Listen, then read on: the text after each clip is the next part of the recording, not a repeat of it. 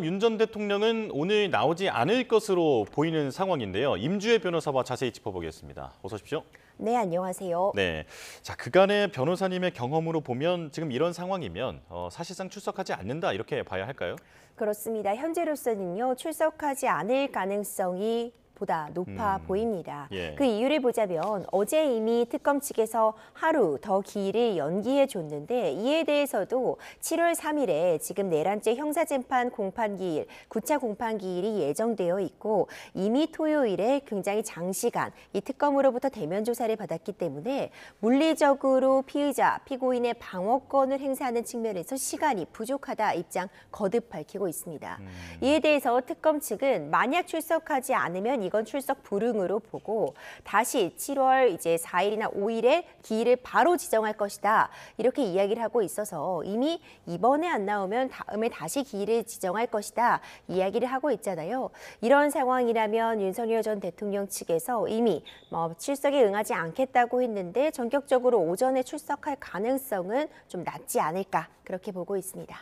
시간이 임박해서 갑자기 10시로 좀 미뤄달라거나 이런 식의 요청을 할 가능성도 있습니까? 가능은 합니다. 지각이라고 표현할 수 있겠죠. 예. 당초에 통보한 시간은 9시지만 우리가 1차 대면 조사에서도 특검은 9시를 통보했는데 윤석열 전 대통령이 10시로 변경을 요청했고 이는 받아들여졌잖아요. 네. 시간 정도는 조율이 가능해 보이는 상황이라 전격적으로 오후에 출석을 하겠다는 입장을 오전에 밝힐 수도 있습니다. 이런 부분들이 법적으로 불가능하다거나 조율이 어려운 상황은 아니겠지만 현재로서는 지금 공판 준비가 시급하고 건강상의 이유를 들고 있는데 오늘 출석할 가능성은 조금 낮아 보입니다. 예. 특검은 마지막 단계라는 언급까지 했는데 그러니까 오늘 만약에 윤 전 대통령이 끝내 나오지 않으면 이번 주 금요일이나 토요일에 재소환을 통보하고 이때도 나오지 않으면 체포영장 청구를 꺼내들겠다라는 거잖아요. 자, 그런데 이게 받아들여질 가능성에 대해서는 어떻게 보십니까? 보통 일반적으로요. 강제적인 조치, 체포영장을 청구하려고 하면 3번 정도 소환을 요청했는데 응하지 않을 때 이렇게 강제적인 조치 나아갑니다. 지금 특검 입장에서는 한 차례 이미 소환을 통보했다가 바꿔달라 그래서 오늘로 바꿔줬다. 오늘도 안 나오면 벌써 2차례 불응이다. 한 번 더 부르고 그 다음에는 강제 조치 나가겠다. 이렇게 계산을 하고 있는 것으로 보여져요. 하지만 이에 대해서 윤석열 전 대통령 측에서는 내가 지금 대면 조사에 응하지 않겠다고 하는 것이 아니라 일정을 조율하겠다는 것에 불과하기 때문에 불응으로 볼 수 없다고 맞서고 있거든요. 사실 여러 가지 쟁점이 있을 수는 있습니다. 다만 1차로 특검에서 체포영장을 청구했을 때 체포영장이 발부되지 않은 건 윤석열 전 대통령 측에서 자진 출석을 하겠다는 의사를 밝히고 있기 때문에 체포영장이 발부가 되지 않았거든요. 이렇게 한두 차례 정도 일정상의 이유, 특히 내란죄 형사재판이 진행 중이라는 이유를 들어서 연기를 요청한다거나 조율을 시도하는 것은 가능하겠지만 계속해서 이런 식으로 불응을 한다면 결국은 강제적인 조치로 갈 수밖에 없습니다. 내란죄 형사재판이 한 달에 3번 정도 지금 공판기일이 이미 잡혀 있어서 이걸 모두 피해서 특검에서 조사를 하기는 사실상 물리적으로 불가능하고요. 예. 특검도 150일이라는 시간 제한을 갖고 있는 상태이기 때문에 조율을 좀 하지 않는다면 양측이 평행선을 달릴 수밖에 없고 그렇다면 특검은 이제 체포영장 카드를 다시 꺼내들 수밖에 없어 보입니다. 네. 만약에 체포영장을 재청구를 한다면 그 48시간 내에 그러니까 체포가 된 다음에 48시간 내에 또 구속영장도 청구를 해야 할 텐데 그렇다면 구속영장도 지금 계산에 있는 걸까요? 그렇죠. 구속영장까지도 염두에 두고 있으리라고 봅니다. 강제적인 조치에는 체포영장도 그렇고 구속영장도 포함이 되어 있는데 실제로 이전 전직 대통령의 사례를 보면은요. 한 차례 정도 소환 조사를 통해서 좀 장시간 조사를 진행하고 그 이후에 바로 구속영장을 청구했던 사례들이 있었습니다.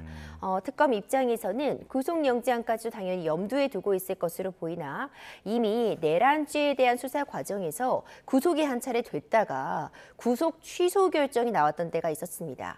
공수처의 수사권 등에 대한 문제, 구속 기일, 그 기일에 대한 계산 문제에 있어서 형식적인 부분에 흠결이 없어야 된다라는 취지로 구속 취소 결정이 있었기 때문에 이번에 특검 역시도 이런 형식적인 부분 고려하지 않을 수가 없거든요. 그렇다면 구속영장도 지금 염두에 두고는 있지만 어떤 그 가운데에서 어떤 절차상의 미비점이 없어야 되는 부분이 매우 중요하기 때문에 예. 신중하게 접근하지 않을까 이렇게 보고 있습니다. 그렇다면 구속이 아니라 조사만을 위한 체포도 시도할 수 있는 겁니까? 체포영장을 발부하는 것은 가능하죠. 아, 예. 하지만 기본적으로 체포영장이 발부가 된다면 48시간 이내에 구속영장을 청구해야지 이어질 수 있는 부분이 네. 있어서 그렇다면 이제 함께 논의가 되지 않을까 그렇게 보여집니다. 예. 자, 내란 특검팀의 계획은 2차 소환. 이제 잠시 뒤면 그 시한이 다 됩니다만 2차 소환 조사에서는 외환 의혹을 집중 추궁한다라는 방침을 밝혔습니다. 이 외환 의혹 핵심이 뭡니까? 외환 의혹이라고 한다면요. 어떤 다른 나라와 어떤 긴밀하게 관계를 유지해 오면서 이와 관련해서 오히려 이제 국내에 영향을 끼치고 악영향을 끼치기 위한 행위를 했을 때 우리가 외환 관련된 범죄로서 규정하고 있고 굉장히 중형으로 다스려지고 있습니다. 그러니까 내란죄라고 한다면은 어떤 국헌문란 목적의 국내 폭동을 의미한다면 외환죄라고 한다면요. 타국, 다른 나라와 함께 어떤 국헌문란 목적의 어떤 자국에 해가 되는 일을 했을 때 외환죄가 적용된다고 볼 수 있거든요. 예. 대표적으로 지금 문제되고 있는 것이 12.3 비상계엄의 어떤 정당성 같은 부분, 당위성을 획득하기 위해서 북한에 오물 풍선을 날려보낸다거나 무인기를 보냄으로써 자극해서 공격을 유도했다라는 그런 부분들이 혐의점이 문제가 되고 있는 것입니다. 이번에 특감에서는 외환죄 같은 경우에는 이전에 전면으로 조사가 이루어진 바는 없기 때문에 특검에서 한 증거들을 모집하고 이 외환죄와 관련된 수사를 좀 본격적으로 진행하지 않을까 예측이 되고 있습니다. 예. 자, 그런데 외환죄가 성립하려면 법률상으로는 외국이어야 가능한데 지금 우리 헌법상으로 보면 북한도 우리나라로 되어 있지 않습니까? 그렇기 때문에 이게 과연 성립이 될 것인가라고 하는 질문도 있는데 어떻게 보십니까? 그렇습니다. 말씀 주신 것처럼 외환죄라고 하냐면요. 기본적으로 다른 나라, 외국과 어떤 그런 통모를 했다거나 외국과 어떤 통모에 의해서 우리나라에 영향을 끼쳤을 때 전쟁을 일으킨 경우 이런 부분에 이제 외환죄가 적용이 되는데 우리 헌법에서 보면은요. 헌법 3조에서 대한민국의 영토는 한반도와 그 부속 도서로 한다라고 규정이 되어 있습니다. 그러니까 북한을 다른 나라로 보고 있지 않은 게 헌법상의 규정으로 읽혀지거든요. 실제로 이전에도 이런 부분들이 문제가 된 사례들이 있었습니다. 외국환거래법이라고 한다면은 예. 다른 나라와 외환을 거래할 때를 규제하고 있는 것인데 그렇다면 이때도 헌법 규정과 충돌이 발생할 수 있었거든요. 그러니까 북한을 외국환 거래의 당사자로 볼 수 있을 것인가를 규정을 했을 때 이때 북한 역시도 외환 거래라고 볼 수 있다고 대법원에서 봤던 적이 있습니다. 그러니까 사실상의 외국 정도로 좀 표현을 해볼 수 있을 것 같은데 우리 헌법에서는 이제 통일을 규정을 하고 이제 북한을 타국으로 외국으로 보고 있지는 않는다고 해도 예. 사실상 지금 운영되고 있는 실정을 봤을 때 외국 국가로 지금 규정되어 있는 그런 규정들을 확인할 수 있어서 그런 부분을 감안한다면 외환죄 적용이 불가능한 것은 아닌 것으로 보이고요. 다만 이런 부분과 관련해서 과연 통모를 한 사정이 있는가 이런 부분 입증 책임이 또 쉽지는 않아 보이거든요. 조금 더 수사의 동력을 좀 확인해 볼 필요가 있어 보입니다. 예. 자, 김용현 전 국방부 장관은 구속됐고 그리고 여인영 전 방첩사령관, 문상호 전 정보사령관도 추가 구속이 됐습니다. 자, 노상원 전 정보사령관만 남아 있는 상황인데 마찬가지로 구속영장이 이제 청구가 되어 있는 상황이기는 하죠. 자, 이들에 대한 신병 확보 이게 외환죄 수사와도 관련이 있는 걸까요? 충분히 관련 있어 보입니다. 노상원 전 사령관의 수첩이 이 외환죄의 핵심 열쇠가 될 것이다라는 이야기도 나오고 있거든요. 노상원 전 사령관 같은 경우에는 당시에 군 관계자도 아니었습니다. 그럼에도 불구하고 비화폰을 받았다. 그리고 긴밀하게 이런 내용에 관여되어 있었다라는 혐의를 지금 받고 있는 당사자죠.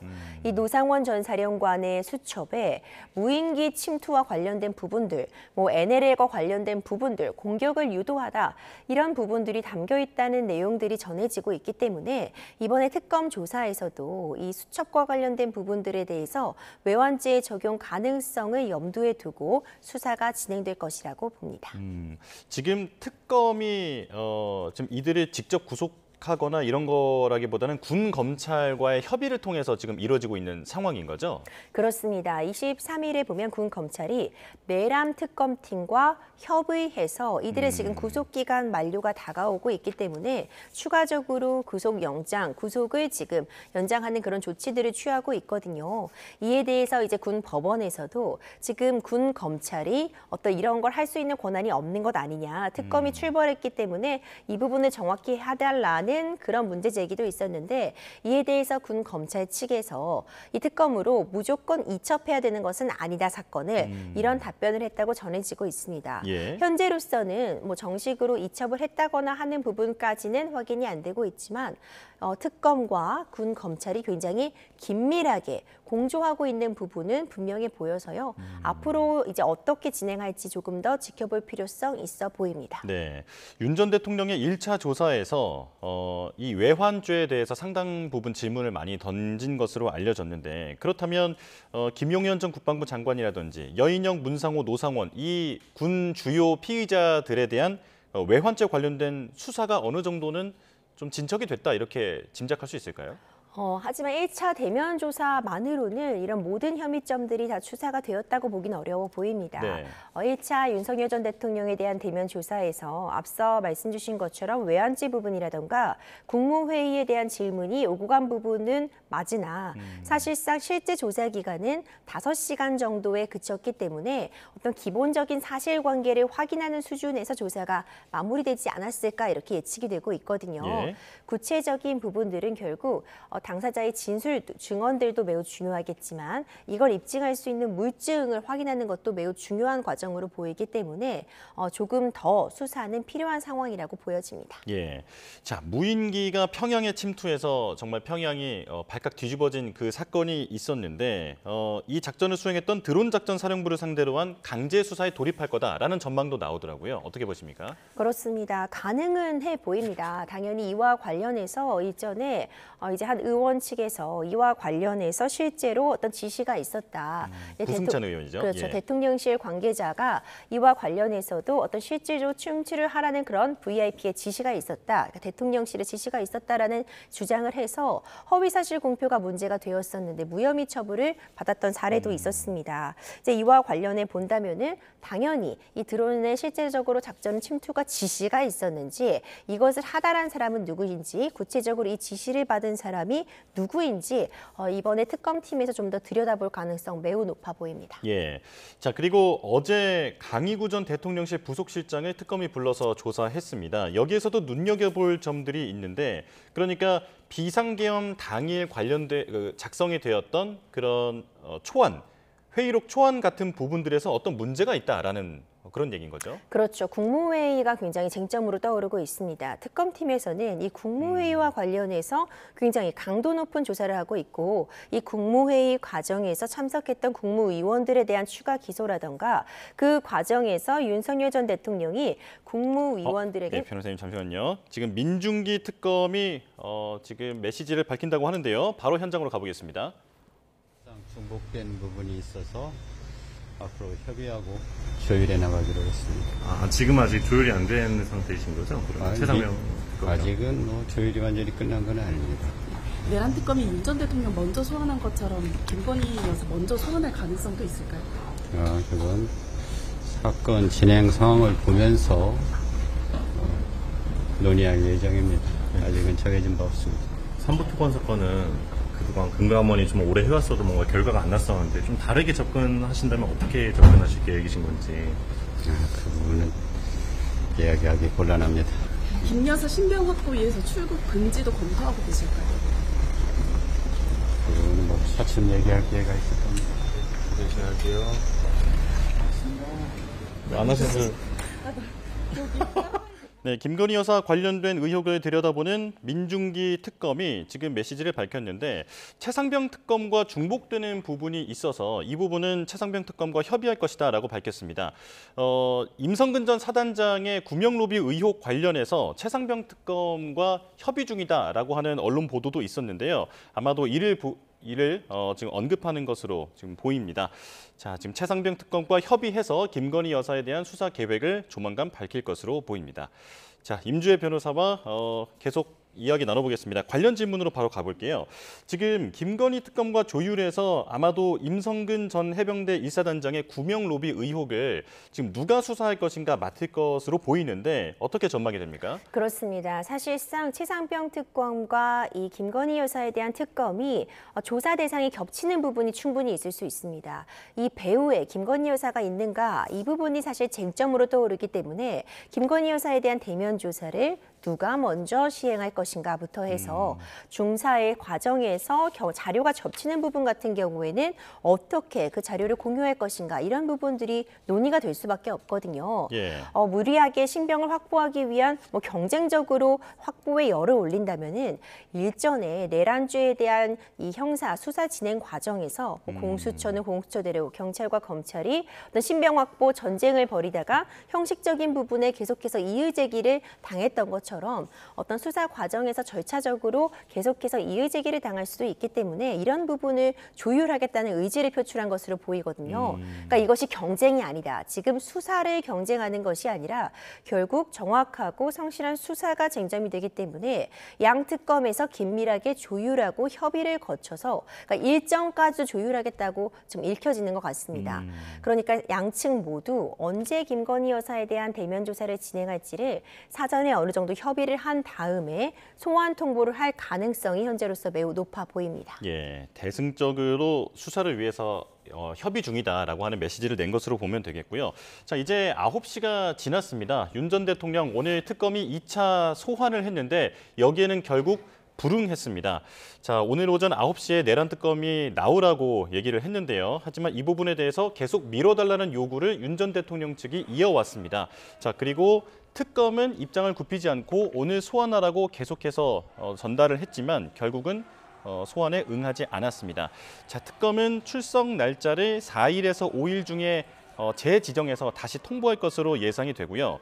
이 재통보일에도 만약에 출석에 불응하게 된다면 그때는 체포영장 등을 검토할 것으로 보입니다. 윤 전 대통령 측은 일방적으로 특검이 지정한 날짜에는 불출석하는 것이 이 출석 불응은 아니다라는 입장을 밝히고 있습니다. 그리고 내란 재판이 지나간 뒤에 재판 뒤에 휴식이 필요하고 5일이나 6일쯤에 출석이 가능하다라는 입장을 앞서서 밝힌 바 있습니다. 자, 계속해서 들어오는 대로 소식은 전해드리겠습니다. 자, 지금 자연스럽게 이 문제부터 한번 짚어볼게요. 지금 오늘 사실 나오겠다 나오지 않겠다 어떤 메시지를 따로 밝히지 않은 상태에서 결국은 불응한 것 아닙니까? 이런 경우에는 어떤 문제가 있을 수 있나요? 사실 어제 이미 출석하지 않겠다라는 입장을 밝혔기 때문에 불출석으로 입장을 표명한 상태라고 보여집니다. 아, 예. 이제 그렇게 해석을 해볼 수 있는 것인데 일반적인 경우라고 한다면 수사기관에서 이 수사를 하겠다고 하는 날짜를 통보할 수 있는 건 맞습니다. 다만 일정 조율 자체가 실무상 불가능한 것은 아니거든요. 예. 건강상의 이유가 있다거나 업무상 매우 중요한 상황이 예정되어 있어서 해당 날짜에는 출석이 어렵지만 다른 날짜를 제시함으로써 조율이 불가능한 것은 아닙니다.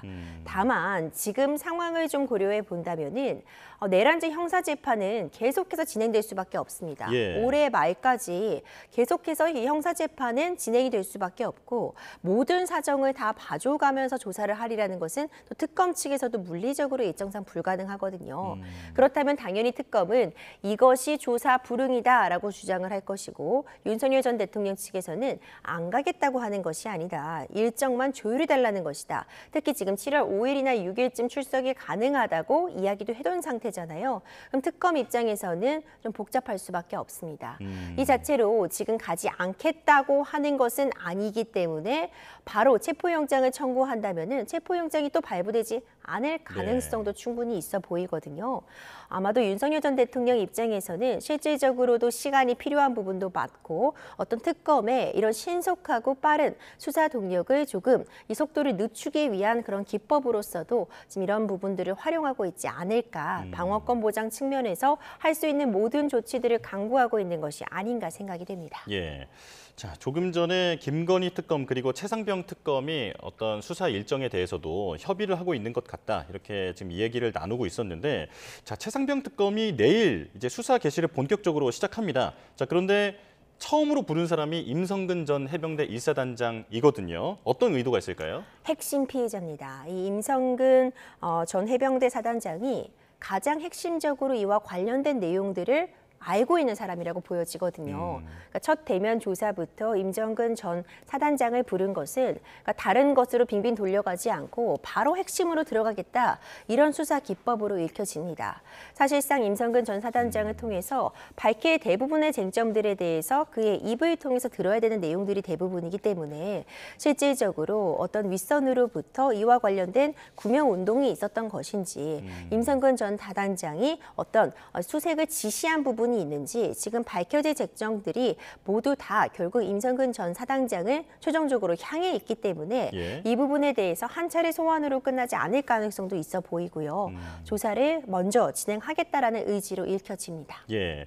그렇다면 임성근 전 사단장을 이제 발판 삼아서 윤석열 전 대통령 측으로 이제 접근하게 되는 그런 수사 흐름을 전망해 볼 수 있을까요? 그렇죠. 그러니까 최종적으로 그렇다면 어떤 수사에 대한 외압이 있었다고 한다면 그 수사의 끝은 윤석열 전 대통령이나 김건희 여사를 향하게 될 텐데 그 전에 일단 핵심 피의자들에 대해서 진술을 충분히 확보해야지만 이후 윤석열 전 대통령이나 김건희 여사에 대한 대면 조사도 좀 실무적으로도 진행할 수 있다고 보여지거든요. 그렇기 때문에 임성근 전 사단장을 먼저 부른다 이렇게 이해할 수 있어 보입니다. 네.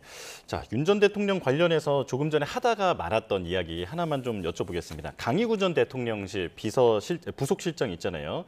그러니까 한마디로 비상계엄과 관련되어 있던 어떤 서류적 준비점부터가 불법이었을 가능성, 이 부분이 문제가 되고 있는 건 아닙니까? 그렇습니다. 핵심은 국무회의입니다. 특검에서는 이 국무회의에 굉장히 이 수사력을 집중하고 있는 것으로 보입니다. 당초에 이 내란죄와 관련된 형사재판에서나 아니면은 탄핵 심판에서 국무회의는 제대로 거쳐지지 않았다는 부분을 좀 포인트로 삼았다면요. 이번에는 국무회의 과정에서 어떤 문서 같은 부분들이 허위로 작성된 그런 사정들에 조금 더 중점을 하고 있는 것으로 보입니다. 그러니까 강희구 전 대통령실 부속실장이 이 국무회의 회의록 초안을 작성했다라는 그런 부분들이 지금 쟁점이 되고 있는 것이거든요. 네. 그런데 이제 국무회의가 지나치게 짧게 운영이 된 부분이 탄핵 심판에서도 쟁점이 되었던 것처럼 이번에는 40분 정도 진행된 것처럼 초안이 작성되었다가 다시 수정되고 그러니까 국무회의 회의록 같은 부분들도 다시 한번 작성되는 수정을 거쳤다. 이런 부분들에 대해서 특검에서는 들여다보고 있는 것으로 보입니다. 만약 그렇다면은 이거에 동조한 인원들 내지는 이렇게 의무 없는 일을 하게 한 윤석열 전 대통령이 직권남용 같은 부분들이 쟁점이 될 수 있고 이에 관여한 국무위원이라든가 관련자들에 대해서는 또 다르게 내란죄에 동조했다는 혐의 같은 부분들을 적용할 여지가 있기 때문에 특검 측에서는 이 부분의 수사력을 좀 모으고 있다 이렇게 보여집니다. 알겠습니다. 여기까지 말씀 나누겠습니다. 지금까지 임주혜 변호사와 함께했습니다. 고맙습니다.